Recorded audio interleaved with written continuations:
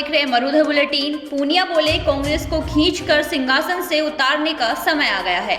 BJP ने राजस्थान में गहलोत सरकार की चौथी वर्षगांठ पर जन आक्रोश रैलियां निकालने के लिए सभी 200 विधानसभा क्षेत्रों में प्रभारी नियुक्त कर दिए हैं। 25 नवंबर से बीजेपी गहलोत सरकार के खिलाफ प्रदेश में कैंपेनिंग शुरू करेगी और 1 दिसंबर से प्रदेश के 200 विधानसभा क्षेत्रों में प्रचार रथ और जन आक्रोश रैलियां निकलनी शुरू हो जाएंगी। बुधवार जयपुर के स्कीम स्थित महावीर स्कूल ऑडिटोरियम में बीजेपी के 44 संगठनात्मक जिलों के कोऑर्डिनेटर और को कोऑर्डिनेटर की बैठक को संबोधित करते हुए सतीश पूनिया ने यह बात कही। पूनिया दिसंबर के पहले हफ्ते से राजस्थान में कांग्रेस नेता राहुल गांधी की भारत जोड़ो यात्रा पर निशाना लगाते हुए कहा, राहुल गांधी राजस्थान की धरती पर कदम रखे तो किसान की संपूर्ण कर्ज माफी की घोषणा करके आए, वरना उनका पाखंड राजस्थान का किसान और जवान नहीं मानेगा।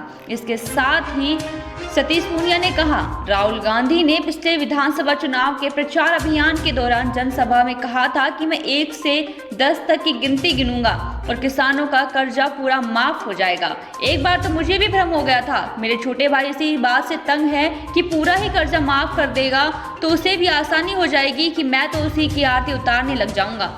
ये काम तो भगवान कृष्ण भी नहीं कर सकते थे।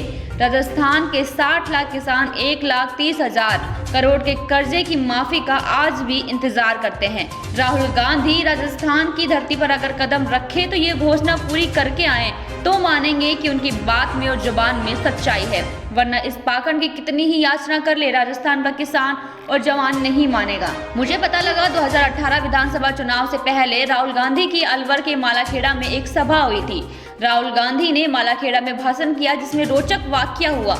राहुल ने कहा, कांग्रेस सरकार आई और तुरंत नौकरी मिलेगी। एक नौजवान खड़ा हुआ। राहुल गांधी ने कहा, क्या नाम है तुम्हारा? उसने कहा, रूप सिंह। राहुल गांधी बोले, रूप सिंह? तो रूप सिंह की नौकरी पक्की। 4 साल हो गए, रूप सिंह बेचारा चक्कर ही काटते घूम रहा है। पूनिया ने कार्यकर्ताओं से कहा, आपको कहीं रूप सिंह मिले तो राहुल गांधी के पास जरूर भेज देना, मैं भी ढूंढ रहा हूं। इसलिए राहुल जब राजस्थान की धरती पर कदम रखे तो इन बातों का जवाब जरूर लेकर आए। पूनिया ने कहा, राजस्थान में तुष्टीकरण की पराकाष्ठा है। ये कैसा शासन है जिसमें रामनवमी जुलूस पर पाबंदी लग जाए, हिंदू नववर्ष पर अत्याचार हो, आयोजन को रोक दिया जाए, रमजान का गुणगान हो, बिजली के बिल माफ कर दिए जाए। मैं सियासी बात नहीं कर रहा, लेकिन ये हकीकत है। भीलवाड़ा, करौली, जोधपुर में अत्याचार और तुष्टीकरण की पराकाष्ठा देखी होगी। केवल वोट बैंक की राजनीति, सियासी रोटी सेकने, केवल केंद्र सरकार को बदनाम करने के अलावा धरातल पर सरकार ने कुछ नहीं किया। ये संघर्ष और जन आक्रोश वैसा ही है जिस तरह 1975 में आपातकाल के खिलाफ था। 2 लाख से ज्यादा लोग सत्ता के रथ का घर घर नाद सुन सिंहासन खाली करो की जनता आती है नारे लगाने लगे थे। उन्होंने कहा, आज इस कांग्रेस पार्टी को खींचकर सिंहासन से उतारने का समय है। राजस्थान की सत्ता परसेप्शन और जनधारणा से बदलती है, एंटी इनकम्बेंसी से सत्ता विरोधी रुझान के कारण बदलती है, लेकिन इस समय केवल एंटी इनकम्बेंसी नहीं, जन आक्रोश है। मोदी जी का काम और नाम राजस्थान की जनता और पार्टी कार्यकर्ताओं के लिए एक ताकत है। आज 52,000 में से 48,000 बूथों पर बीजेपी के कार्यकर्ता सिपाही की तरह युद्ध के लिए तैनात है। हम पहले वोटर लिस्ट और पर्ची बांटते थे, आज पार्टी का एक एक कार्यकर्ता पार्टी की अगुवाई करते हुए काम करता है। सत्ता बदलने के 1000 कारण होंगे, लेकिन 2023 में जो बड़ा कारण होगा वो बीजेपी कार्यकर्ताओं की मेहनत और पसीना होगा, जो इस आताताई सरकार को उखाड़ फेंकेगा। पूनिया ने इसके साथ ये भी कहा कि जन आक्रोश अभियान, आंदोलन और जन आक्रोश यात्रा को चलाने और इसमें काम करने वाले समय देकर इससे कामयाब बनाए। राजस्थान की राजनीति में जब बदलाव का इतिहास लिखा जाएगा तो ये जन आक्रोश यात्रा मील का पत्थर साबित होगी।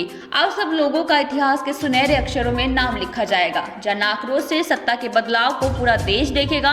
बीजेपी प्रदेशाध्यक्ष ने कहा, हम राजनीति की दल है, छोटी मोटी बातें होंगी, राज नाराजगी भी होगी, मतभेद भी होंगे, लेकिन बीजेपी परिवार में प्रचारित जरूर किया जाता होगा, लेकिन मनभेद नहीं।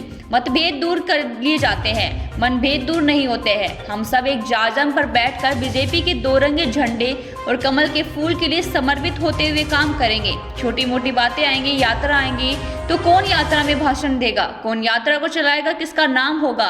आप नाम किसी बिरादरी या नेता के साथ जुड़ा होगा, लेकिन इससे छाते के नीचे आपकी पहचान, स्वाभिमान, गौरव, खूबी आपका वर्तमान और भविष्य बीजेपी के साथ जुड़ा है। किसी विरोधी को 1 इंच का मौका नहीं मिल जाए कि आपकी यात्रा में आपकी आलोचना के लिए खड़ा हो।